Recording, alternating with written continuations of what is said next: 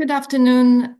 Good afternoon, everyone. A warm welcome to this webinar today titled PFAS, Cancer and the Evaluation of the International Agency for Research on Cancer, IARC.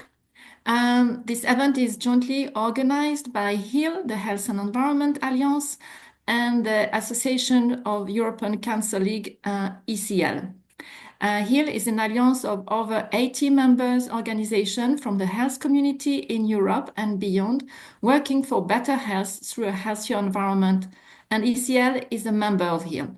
So my name is Sandra Jen. I'm the program lead for health and chemicals at HEAL, and I have the great honor to introduce our two speakers for today.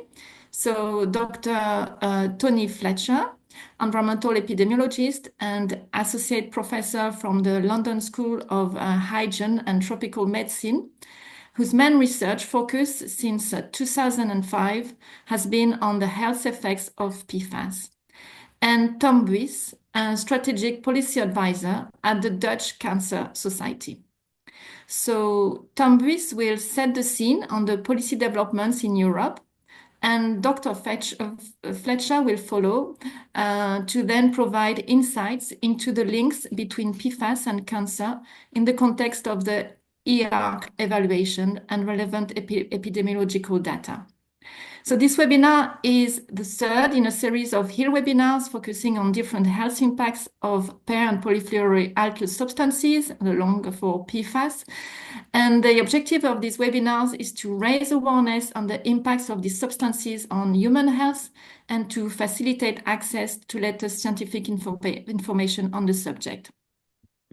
HEAL will use the evidence of these webinars to advocate for a wide-ranging and health-protective EU restriction of PFAS, which is currently underway. And we know that by preventing PFAS exposure, we can help prevent disease. So before we start, and before I hand over the floor to Tom, a few practical information. So the webinar is being recorded and it is planned to last for about an hour. Maybe we will have some time for a few questions at the end. And we will disable the chat during the presentation, and you can ask your questions in the Q&A section. So with these words of introduction, I would like now to hand over the floor to Tom Buis from the Dutch Cancer Society. Thank you. Thank you very much. Let me start off by sharing my slides. Can you see my slides, Sandra? Yes, I can. Yes, perfect. Okay, thank you very much for providing me with the opportunity to speak here on behalf of the Dutch Cancer Society. So my name is Tom Buis. I work as a strategic policy advisor for the Dutch Cancer Society on the topic of environmental hazards. And for the upcoming 10 minutes, I would like to take you through some of the policy developments and some of the national and EU advocacy that we have been doing as a Dutch-based cancer organization. So I assume many of you already know what PFAS are, but just to have an equal start for all of us. PFAS are per and polyfluoroalkyl substances. You can see an example of that in the image on the right-hand side. And PFAS share a lot of similar properties. So the first one being what they're most known for is that they're very, very persistent. So they don't break down in the environment or almost don't break down. And that's the same for when they're inside of our bodies. They also tend to accumulate in the environment and in the human body. And they're very mobile, meaning that they are found far away from places where they're used or where they're produced. Even if you wanted to, it's very, very difficult to avoid exposure to PFAS because they can be found in many different applications, ranging from medical applications like medical devices, but also medicines. They can be found in textiles, pesticides, electronics, firefighting foams, but also consumer goods like non-stick cookware, cosmetics, but also industrial applications like anti-corrosion coatings. And the main reason and argument for us as a health-based health organization to work on the topic of PFAS is really because of the adverse health effects associated with PFAS exposure. And I'm not going into details on what those adverse health effects are. I think Dr. Fletcher will provide a very good overview of those adverse health effects. So whenever we talk about advocacy, we also talk about policy, of course. So at the moment, there's a restriction proposal being discussed at the EU level. So a restriction proposal was filed in 2023 by 5 EU member states at the European Chemical Agency called ECHA. And those 5 member state countries were the Netherlands, Germany, Denmark, Norway, and Sweden, which could lead you to think that it's a very Northern European issue, but it's definitely not. It's an issue, the PFAS pollution that we can see throughout the world, throughout Europe. And what the restriction proposal really says is that the manufacturing and sales of all substances that meet the PFAS definitions should be restricted. The more contentious part of the proposal is that there's use-specific derogations for 5 or 12 years, and there's even an option for a time unlimited derogation. And that time unlimited derogation is proposed for active ingredients, so PFAS is in the active ingredients of medicines, pesticides, and also biocides. Whenever we talk about advocacy, it's also really important to look at timelines. So here we see the timeline on the restriction proposal that ECHA has made. Of course, starting off with the submission of the proposal on the 13th of January 2023, and we're currently at step 5 that you can see on the timeline. So there's 2 ECHA committees that are currently looking at the proposal. The first one being the Committee for Risk Assessment, which will give its opinion on whether the suggested restriction is appropriate in reducing the risk to human health or the environment. And the other committee is the Committee for Socioeconomic Analysis, which prepares an opinion about the socioeconomic impacts of the restriction. That will likely take up almost the whole of 2025, after which the opinions of the committees will be shared with the European Commission. And that is a very important moment because then the European Commission will start to negotiate with the member states on what the final restriction should look like. In the meantime, currently, the EU member states are already developing their own position. What do we want to bring into that negotiation? So lobby and advocacy doesn't start at the moment when ECHA sends its opinion towards the European Commission. It's already starting, or it has been started for quite some time. One of the main asks that we have put forward as a health-based organization that's also widely shared, I feel like is, or at least amongst NGOs, is a group-based restriction.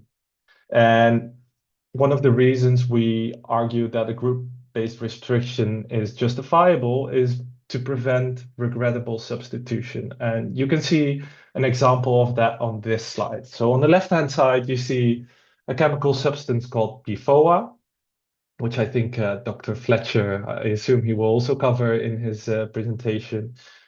But according to the US Environmental Protection Agency, there's a safe daily dose of 20 nanograms per kilograms of body weight. But after it was classified by the IARC as being carcinogenic, the industry looked for supposedly safer alternatives. And what they came up with was the substance on the right-hand side, brand name being Gen X. But that substitution was actually less safe than the original product. So the safe daily dose, again, stated by the US Environmental Protection Agency, was even lower than the original product. It was 3 nanograms per kilograms of body weight. So this is one of the reasons why we argue that a group-based restriction is justifiable. Then why is the PFAS dossier something that health NGOs should be involved in?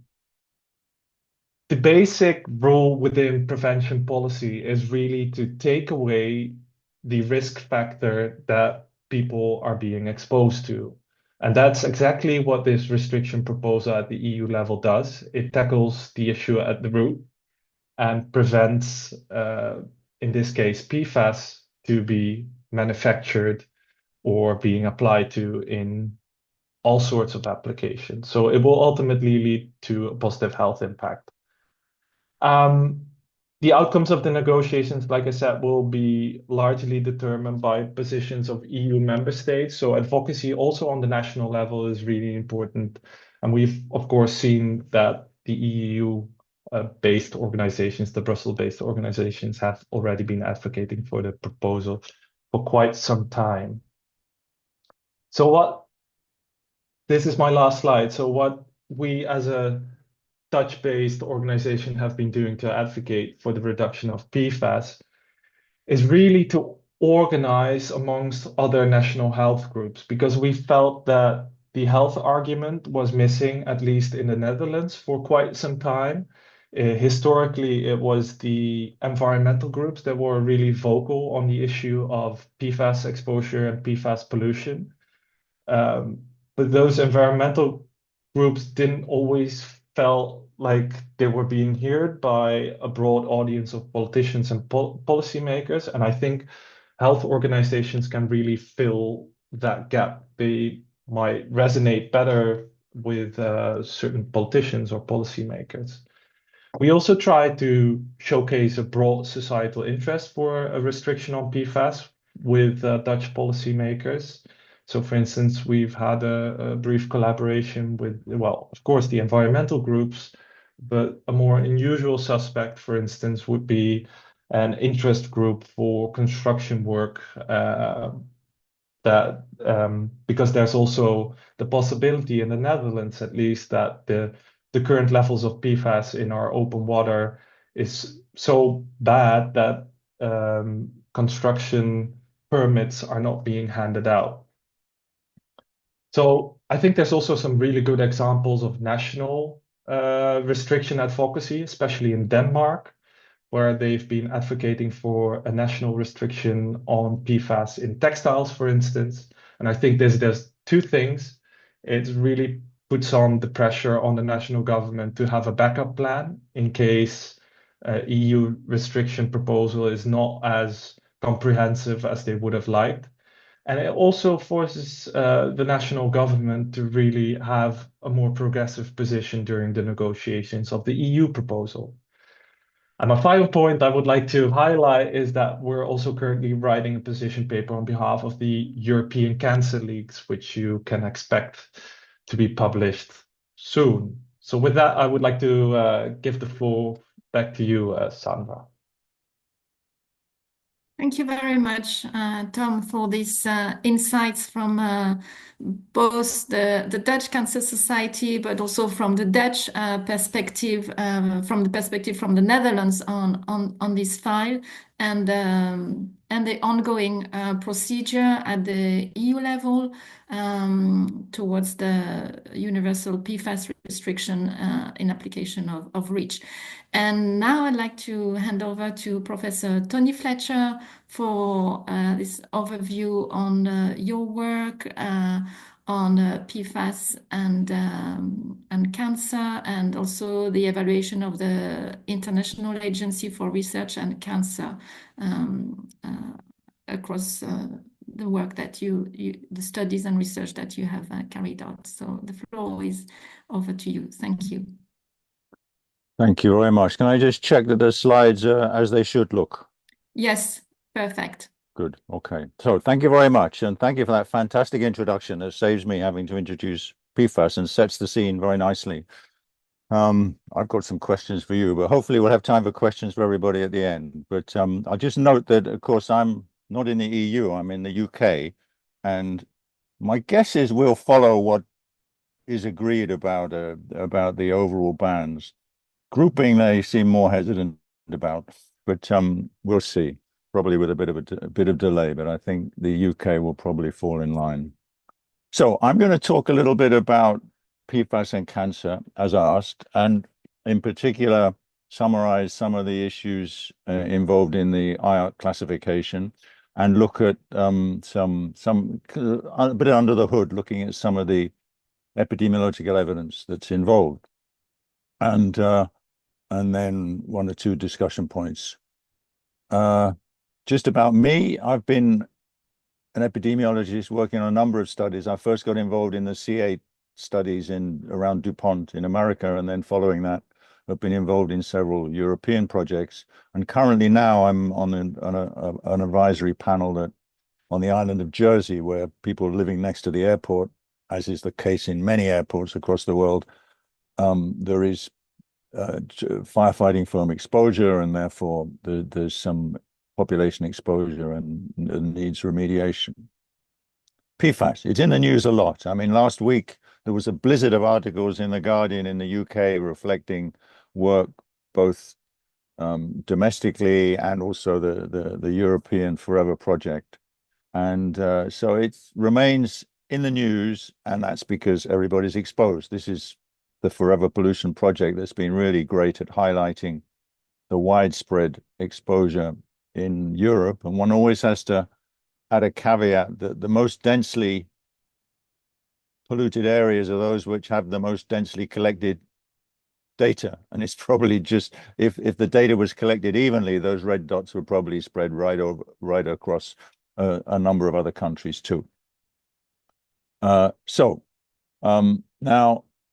one question is how much we're exposed, and the HBM for EU has been very good at assembling data across Europe, the EU in particular. But and I just want to highlight one slide from them, which is just illustrating how, if you look in any country, you find that there's a body burden of PFOA and PFOS in particular, but a wide range of PFASs. And generally they've gone down, but generally they're kind of bottoming out. There's this permanent or long-term level of exposure that we're all exposed to. And that just underlines the necessity for primary prevention and not allowing regrettable substitution to then increase exposure of everyone to the other members of the family. Now, before I sorry, that's the wrong button. So what do we know about carcinogenicity? Now, a number of bodies have assessed carcinogenicity, but in a sense, the most influential has been the International Agency for Research on Cancer. I'm not speaking on behalf of them, but I was present during the last evaluations of PFOA and PFOS, so can shed a bit of information about the process that's involved. And just without spending too long on the process, essentially it works through a number of working groups assessing exposure, evidence of cancer in humans, in animals, and mechanisms of action. And then the results of each of the working groups are synthesized together, and each of them independently classifies the strength of evidence. So on the left, we have human evidence, animal evidence, and then the mechanistic evidence. And depending on the combination of the strength of evidence in each category, it leads to these 4 evaluations: sufficient evidence of carcinogenicity, probably carcinogenic, possibly carcinogenic, and not classifiable means either there's not any good evidence of carcinogenicity or there's not good evidence of anything.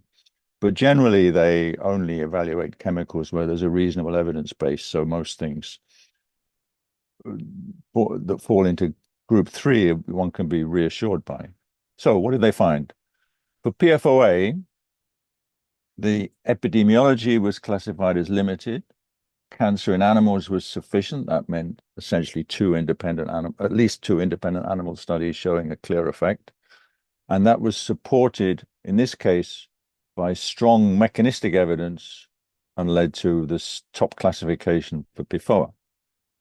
PFOS, the evidence was inadequate for humans, limited for animals, but again, that would normally lead to a non-classifiable. Because of this strong mechanistic evidence, it went into possibly carcinogenic. And I'm going to explain a little bit more about that. The mechanistic evidence is organized around this idea of key characteristics, the mechanisms of action that repeatedly have been observed in proven carcinogens. And because this hit quite strong positive evidence for several of them, epigenetic changes, that's methylation of the DNA, oxidative stress, that's a response often involved in the damage to DNA processes, immunosuppressive, specific mediators, and affecting cell proliferation. Those are all steps that could be involved in carcinogenicity, and that's what led to the upgrading of the limited human and animal evidence to give these category 1 and category 2B classifications. And actually it's quite relevant to this argument about the treating PFAS as a group, because although there's very little direct epidemiology or even animal evidence for many of the large number of PFASs, a lot of them clearly trigger these sorts of mechanistic effects. So it's a kind of just a scientific support for the idea of treating them as a group. Now, before I get on to the good epidemiology, I just wanted to highlight a bad one. This was Sharon Lerner, who's a US-based journalist who's been writing a lot of excellent articles on PFAS, contacted me last year saying, "What's this paper? It's saying that there's millions of deaths caused by PFAS. You know, if this is true, we should publicize it." And it was in a high-impact journal, Environmental Health Perspectives. And what they did was followed up NHANES population and linked, in particular, PFAS, but it worked for several PFASs. The levels that were measured when they were sampled in these biannual screenings that happen in the US, and linked them to subsequent mortality, and found a strong, significant effect with millions of deaths being caused by PFAS, apparently. So, for example, for cancer mortality, the PFOS third versus first tertile showed a very highly significant and raised hazard ratio. Turns out, though, they made a kind of a basic error in doing their epidemiology, which is that they ignored the fact that over the period of those screenings between 1999 and 2015, the average level of PFAS and PFOA in particular had fallen quite dramatically from over those years, reflecting the pressure to phase out PFAS from supply in the early 2000s. And over the same period, the cardiovascular disease, that's on the top of that graph on the right, and also cancers had a downward trend. And if you ignore the fact that these correlations, and you don't have year of death or year of survey or the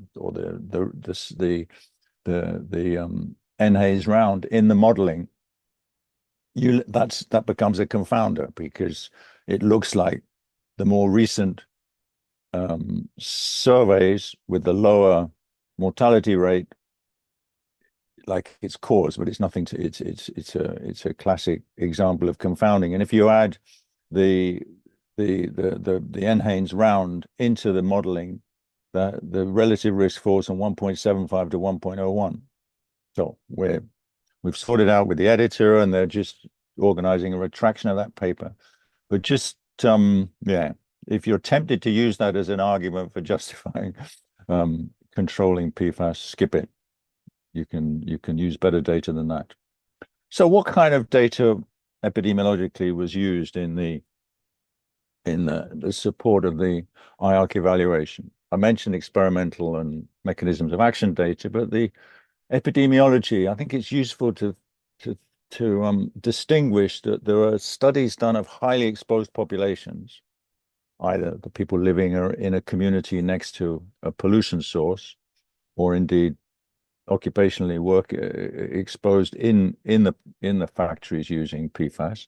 But there's also the general population studies where we can use the measured PFAS in the blood as a marker, and because it's so slowly excreted, the blood measurements are quite stable, so it's quite tempting because it integrates exposure, and there's many studies. I mean, the NHANES one I gave an example of, but there's many studies where one has relied on these measurements of blood to ascertain individual levels of PFAS and then linked it to various health studies. And that has the advantage because it reflects the integrated exposure, but it kind of a disadvantage because the level you have in your body not only depends on how much you're exposed to, but how rapidly you excrete it. And there's quite big differences in people's excretion rates depending on their gut health, their kidney health, which affect excretion. And so there's a possibility in depending on what the outcome you're looking at for that exposure marker to be a little bit confounded. So they're good, but there can be a problem. Exposed communities have the advantage that there's very clear contrast in exposure, but it tells you less about the exposure in the low exposure range where one wants to regulate to. But big studies, and I've mentioned 3 here that have been the large populations exposed, and I've had the privilege of being involved a little bit in research in each of them. The DuPont plant in America, that was PFOA overwhelmingly that was exposing the local population on top of what they had typical of any other population in the US with a mixture of different PFASs, but the PFOA was the main exposure. The Swedish exposure in the town of Ronneby, which was next to an airport that was using firefighting foams, and that's mainly a mixture of PFOS and PFHSS, and they had even higher levels on average than around the DuPont plant. And the third one was this factory in Veneto in near Venice in north eastern Italy, and there they had a mixture of some short chains, PFBA, PFBS, but mainly in the water and certainly in the blood supply, in the blood samples, PFOA was the main concern. So let's look at some of these data. The C8 study that was involving a large population, over 60,000, who were provided blood samples, so there was very good characterization of exposure. And these are the summary results from the cohort study looking at cancers, in particular kidney and testicular cancer. And those were the 2 cancers of concern in the IARC evaluation. And they're not very significant p-values, but there's a suggestion of a dose response, an increasing risk for both kidney cancer and testicular cancer across quartiles of, in this case, cumulative exposure, the amount in the blood times the number of years that they were exposed. And similar results were found in the Swedish study. Different mix, as I say, this was PFOS and PFHXS rather than PFOA. But again, modestly raised, not quite significant risks for both testicular and kidney cancer. And, I should say that they looked at all different cancers, and some are high, some are low, and generally speaking, there's a few kind of sporadic results showing excesses of other cancers, and it may well be that these exposures affect a range of cancers, but in terms of consistency across different studies, kidney and testicular are ones that do stand out. In Veneto, again, there was a modest increase in kidney cancer. This is a recent update of an earlier mortality study. Overall, a modest increase in kidney cancer, but in the subgroup most exposed, and in the more recent follow-up, the suggestion of a higher risk. Neither of these have very small p-values. And for testicular cancer, there were very few cases because it's actually fairly successfully treated, and in fact, it's more it's better to study the incidence of testicular cancer rather than mortality. And there's interesting data available, which we've just partway through publishing at the moment, on orchiectomy. That's surgery to remove the testicles, which is overwhelmingly because of a diagnosis of testicular cancer. So it's more or less can be treated as incident cases of testicular cancer. And it turns out that there's a publication from the region in Venice showing the number of cases and the incidence ratio, the standardized incidence ratio from testicular cancer, small numbers in each case, by all of the towns that make up the red area of high exposure to PFAS. Now, overall, and this is highlighted in the little red box at the bottom, there's no excess. There's a similar, virtually identical number of observed and expected cases compared to the rate across the whole region. But within the districts, there are quite big differences. And in particular, Lonigo, the town that has the highest rates of orchiectomy, also has the highest concentration in the water supply. So maybe PFOA is linked. And this summarizes the relationship where we see if you eyeball that scatter plot, it kind of looks like it's going up. The dark dots are the red area A, which is higher exposed, and they're generally higher than the little triangle, the little squares, which is the lower exposure area within the red area. And in fact, one sees that there's a risk, it's higher in the red area versus red B, which is suggestive of an association. And there's in fact a borderline significant slope going through this data. But remember, this is an internal analysis within the red area suggesting a risk in relation to exposure, but in relation to the rest of the region, there isn't an apparent overall increase in risk. So it's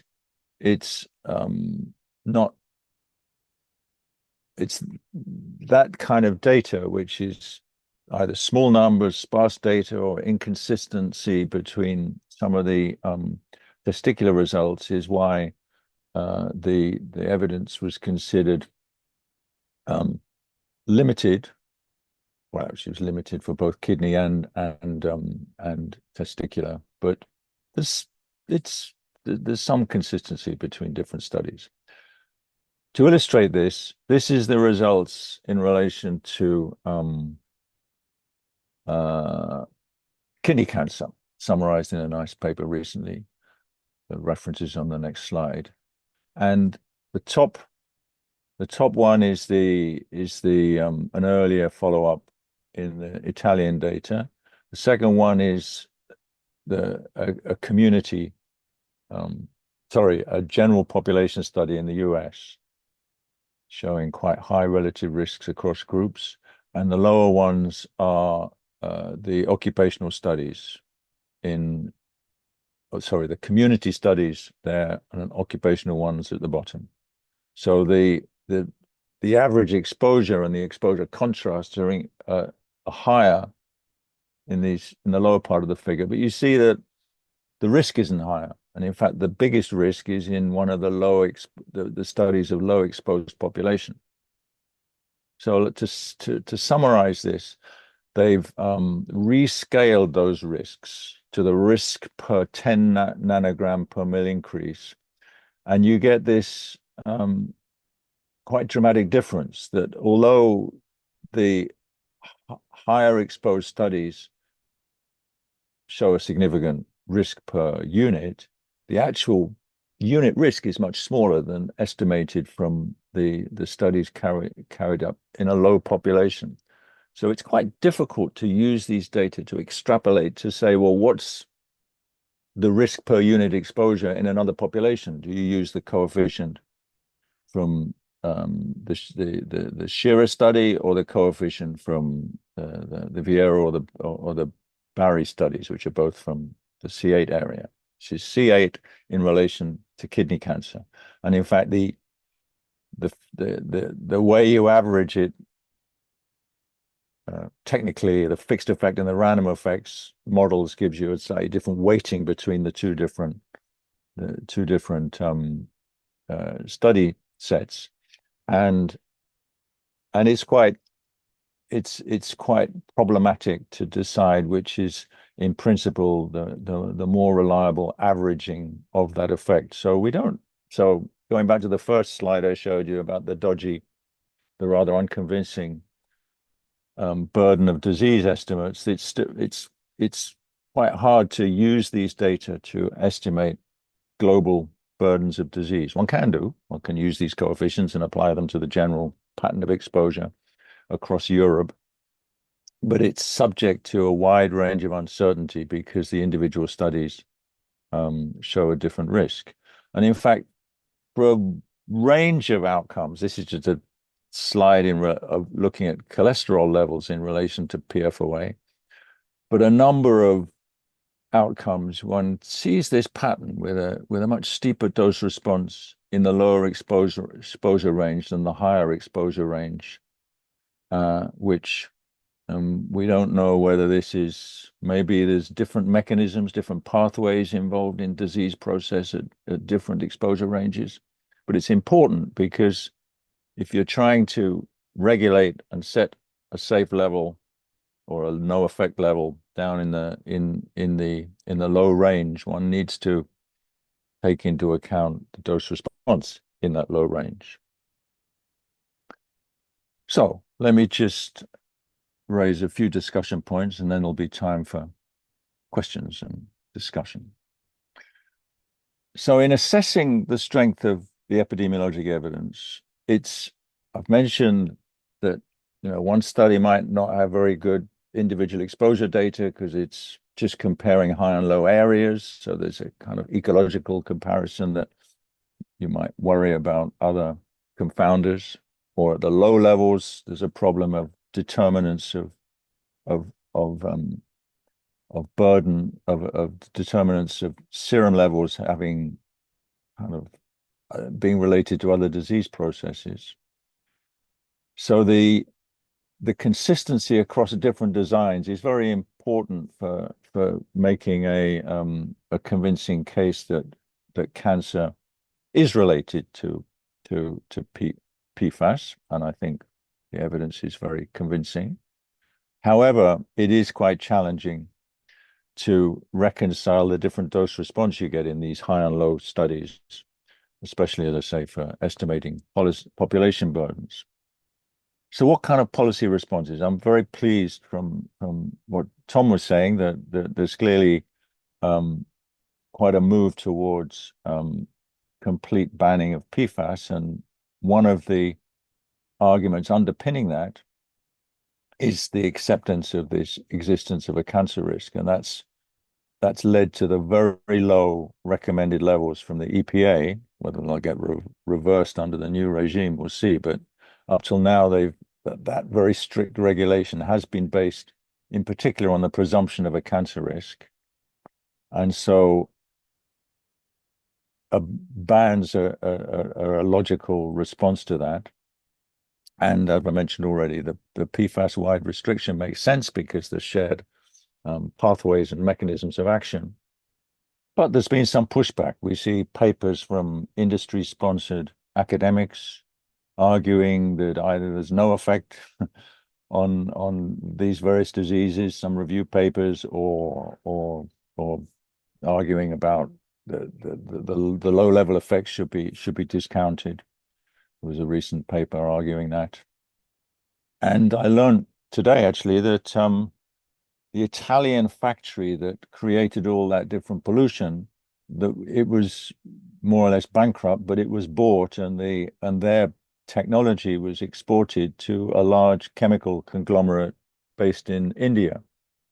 And I'm wondering whether this process of exporting toxic industries because of stricter regulation in the EU is something that is being either whether there are other examples of this, or whether it's kind of the threat that they always say, oh, you'll lose jobs because we'll export it to somewhere where there's no regulation. And there is a very nice project that was also publicized or launched this week about identifying the large amount of effort being made in corporate lobbying, which I would recommend this Forever Pollution project, and within that they've done a nice job in identifying and then deconstructing the various objections that are being put up by industry. I expect they're repeated a lot in the responses to the EU the industry comments to the EU proposal for a ban. And I've just picked out a few of them in the health section. So they say not all PFAS are the same, but on the other hand, they discount some shared biochemical activity of different specific PFASs. They argue that fluoropolymers are not toxic, but that's irrelevant because the whole processing involves toxic PFASs and sorts of lower molecular weight. And they argue that persistence is not sufficient reason for banning it, and no one's arguing that's the only reason for banning it, but that's another reason for banning it. Anyway, they've got a long list of helpful rebuttals to the unhelpful obstacles that are being put up. And yeah, on that, we'll leave time for some discussion, I hope, and questions. And thank you for your attention. Thank you. Thank you very much, Professor Fletcher, for these insights into the different research you carried out over the years, but also in following the situations in different countries, both in the US and in Europe. And I think it's very interesting to see how the characterization has been made, and also how the types of cancer are well correlated to the exposure, with some of them, as you said, which are how being treated, and so it's not it's a different approach for the epidemiological data as well. We have some questions, so I propose that since we have a bit of time ahead of us, we can take them, and maybe there will be some questions from Tom as well. I'll start with a question from our audience. So I can see them on the Q&A, yes? No, Oh, it's different. Okay. Yes, so I will read them. So one of them is, do you have some information to share about the epidemiological works identifying the effects of TFA? No. I mean, I think I was just looking at a review paper on TFA yesterday, and I think there's nothing on the epidemiology, and there's not much on the toxicology. It does appear less toxic than the long chain perfluorinates. This is trifluoroacetic acid for TFA, for people to know. It's the shortest chain with 2 carbons. And no, and I think it would be we're incredibly heavily exposed. I mean, it's the dominant component of organic fluorine in many water supplies, exceeds the other ones. So I think it's a problem that will build up, but as yet I haven't seen any human data. No. Okay, thank you. Then there's another question for you as well.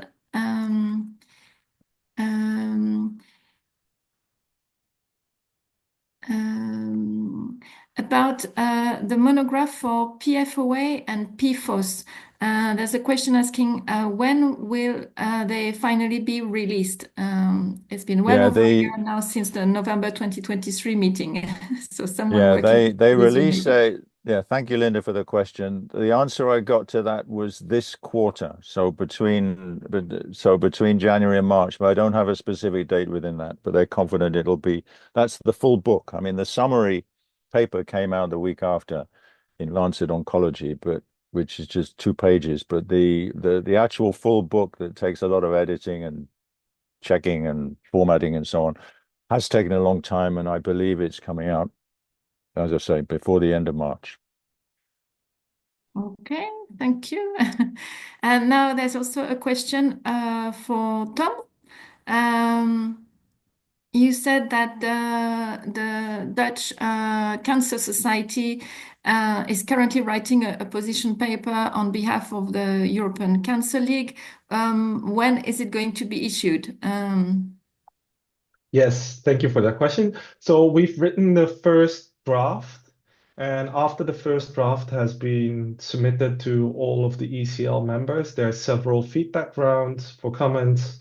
But because the working group on environmental hazards is really new, it's also quite difficult to say when we have received all the feedback.